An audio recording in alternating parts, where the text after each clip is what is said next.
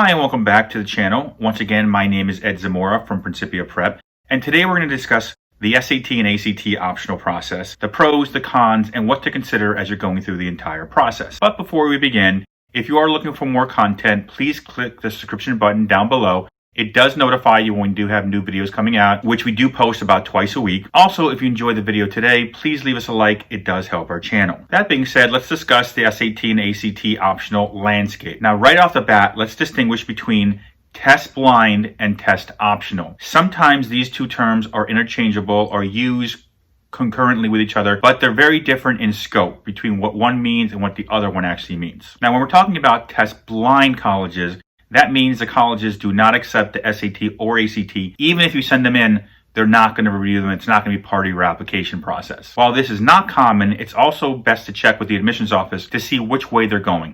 Are they going test blind or test optional? Just contact the admissions office and ask them. They can tell you right over the phone. Because if your list is mostly made up of test blind colleges, it might not make any sense for you to complete and do the SAT or the ACT. It might be a complete waste of time and resources. Now let's talk about the test optional process, which is utilized by a lot more colleges. Now when it comes to the SAT optional, prior to the beginning of 2020, there were around 1,100 or so colleges that were SAT, ACT optional. With the onset of COVID and the pandemic and everything else going on in the world, more colleges than ever before have jumped on to the idea of using SAT, ACT optional. There are now over 1,400 colleges and counting. Here below is a link to fairtest.org, which is a free website which is great to utilize to get yourself kind of educated on the process of how many schools out there are available that are using SAT, ACT optional, and which schools you might want to add to your list. The good thing about the fairtest.org site is it's free. Now, we've also added the link below in the description. Now, obviously, more and more schools are going SAT, ACT optional because of the landscape we find ourselves in with SATs and ACTs constantly having to cancel based on the COVID situation and no one yet knowing exactly when this is going to come back to a normal. That also with the consideration of the safety aspects and trying to make sure the students are safe throughout this whole process. There's a lot of colleges out there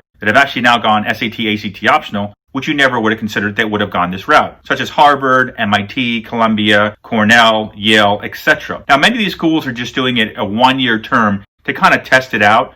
So some of them are going to go back to the traditional SAT, ACT requirements. However, there are schools like the University of California system, huge university system, hundreds of thousands of students, that is utilizing SAT, ACT optional this year, and it's more likely going to go test blind next year, which means they're not going to require the SAT or ACTs whatsoever. Other colleges that have also jumped on board, the bigger schools, also include the University of Texas, which has followed suit the same way California has. So in this new push towards SAT optional, it's not just the harder schools now that have gone SAT optional, it's also the largest schools out there as well. So there's a bulk of colleges out there that are going SAT, ACT optional. Now let's talk about pros and cons. First, let's talk about the elephant in the room, i.e. money. And what I mean by money, I'm talking about merit-based academic scholarships. If you are considering doing SAT, ACT optional, the first thing you want to do is make sure to contact that school's admissions office and ask them what is their specific policy for scholarship funding.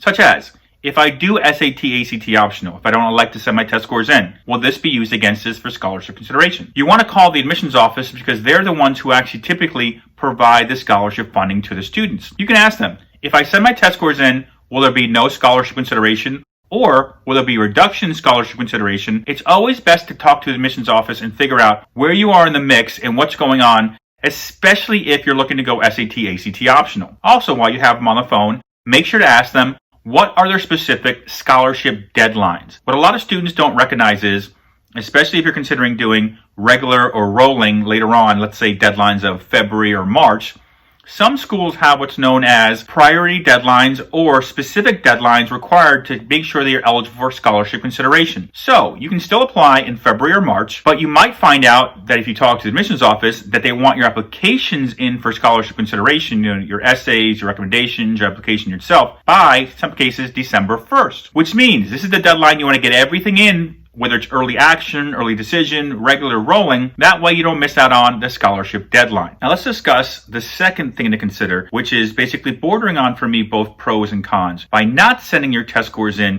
you have one less thing to worry about, such as finding a testing site, tutoring, studying material, and also getting yourself out of the whole stressful environment of having to take the test and having to get a certain score. Now, while this is a plus in a certain sense, there is a downside to this on the admissions side, because it gives the admissions office one less thing to consider to help distinguish you from the rest of the group that you're applying against, the application pool, obviously. So there will be a lot more weight put on the high school you're coming from, your class rigor, your GPA will have a lot more weight into it in the world of admissions than would it have if you did send test scores in. This especially will affect you if you're unable to provide or do more community service or volunteer work or anything else because everything is shut down. This will help students, though, however, who have a lot more honors courses, college prep, AP, IB, dual credit courses. It'll help these students out tremendously.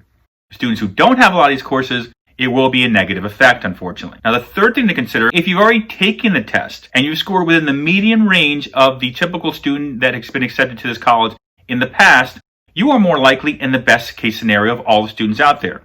Pros being, you already have a test score, it's in range of getting accepted, so you might not need to take the test again, where you have other students who haven't even taken the test at all. Other students who scored below the median, they're probably going to be forced to take the test again, while the test keeps getting canceled month after month after month, both the SAT and the ACT, which means they're going to be in the worst case scenario as far as I'm concerned, because they're going to be in a very stressful situation going into an environment where you have to score a certain score and you're running at a runway per se to keep taking the test over again. Now, the fourth item to consider, which really affects every student, whether you're sending test scores in, whether you have test scores, whether you're not sending them in, is this will probably be the biggest application pool in the history of admissions. I say this because of the amount of students out there, more likely students will end up applying to more colleges than they typically apply to. And its colleges are going to increase their acceptance yield, which is a pro because it allows them to accept more students than they typically do. Now, even though they're going to increase the yield more than likely, there's still the con side of this where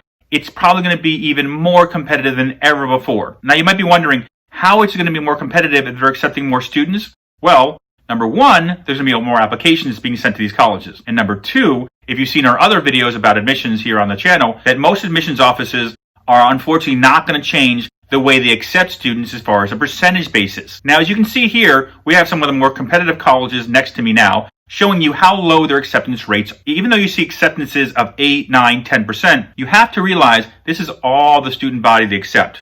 What you're not considering is the fact that 40 to 50% of the acceptance students are typically athletes, legacies, students of donors, or people of influence. So those people are still going to get in.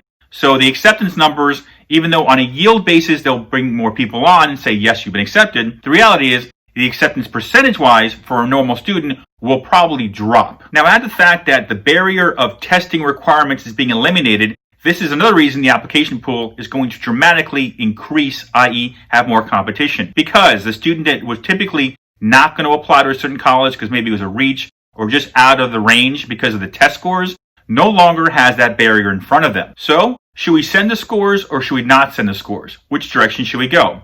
Well, each family situation is different, but here are some things to consider. Number one, the money, the merit, the scholarship situation. Are we going to get money or not if we send the test scores in? Second thing to consider, do you feel comfortable with your GPA? Do you feel comfortable with your course rigor? These are all questions you need to ask yourself as you're going through the process of figuring out, do I send test scores in? Or do I not send test scores in? Also considering the fact that since it's SAT, ACT optional will be utilized by so many students, this may be the scenario where if you have a median score, SAT or ACT, it might actually look better on paper than it would have years ago when we were not in this whole situation where students cannot take the test or in some cases can't take the test over again to improve their scores. So since more students than ever before will utilize the SAT optional, especially at schools that never had it before, obviously, if I don't have to use it, I'm more than likely going to consider not sending my test scores in if they're not good enough. This, in a scenario, might mean that sending your test scores in, if they're in the median range, might be the best way to go. Now, a good thing, though, however, in this whole mix is your school is SAT, ACT optional. This is a great out to not have to worry about the test. This is probably the only time in history I'll be able to tell my students that I'm working with that the SAT can have a great impact on your acceptance while at the same time having no impact at all. So given the landscape we find ourselves in, what do you do? Well, based on my perspective, for me, the way I see it, and bear in mind, this is not going to cover everybody, but it's the way I kind of look at it, the situation, the scenario we find ourselves in. If I've already taken the test and I've already reached that median level, either based on what I'm seeing from Naviance or Power Schools or whatever other tool you're utilizing, then more than likely I'm probably just staying with my score. Now, if you haven't taken the test, I would sign up for it. And then I would evaluate the situation once I arrive at the testing location, such as, do I feel comfortable being in the scenario? Is there social distancing available? Are there too many people? Are there possibly standby students waiting to take the test if somebody doesn't show up? If I don't feel comfortable in that setting whatsoever, I'm leaving, especially if my school is SAT optional. Now, I know a lot of you are thinking, well, you're already there. Why would you not take the test? Well, for me, the way I look at it is this. If there's a bunch of students standing by to take the test if somebody doesn't show up, or if the environment, the classroom, or maybe the auditorium I find myself in is packed with students, and I have to be there under stressful conditions, wearing a mask for 4.5, let's say maybe 5 hours, depending on additional considerations and things they have to do to provide us with safety. These are the kind of scenarios where I don't feel comfortable taking a test. I'm probably just walking away, especially if the school is SAT optional. Now, the reality is the test has been scientifically proven show nothing as far as the progression of a student, life, career, etc. So for me to put my health or my well-being at risk for this test, I don't see the value in it. Now, that being said, you are probably going to see, like I mentioned before, a spike in applications as far as the bulk of harder to get into, more reach colleges. I would obviously consider, if you have a lot of weight as far as a lot of reach schools,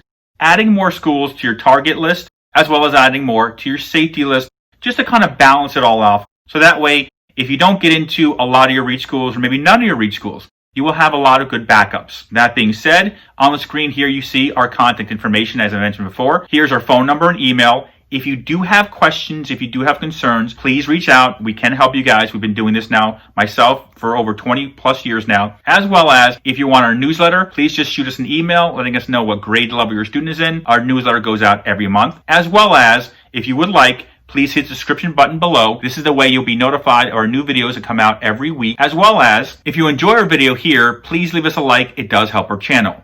Once again, I'm Ed Zamora from Principia Prep. Thank you for watching.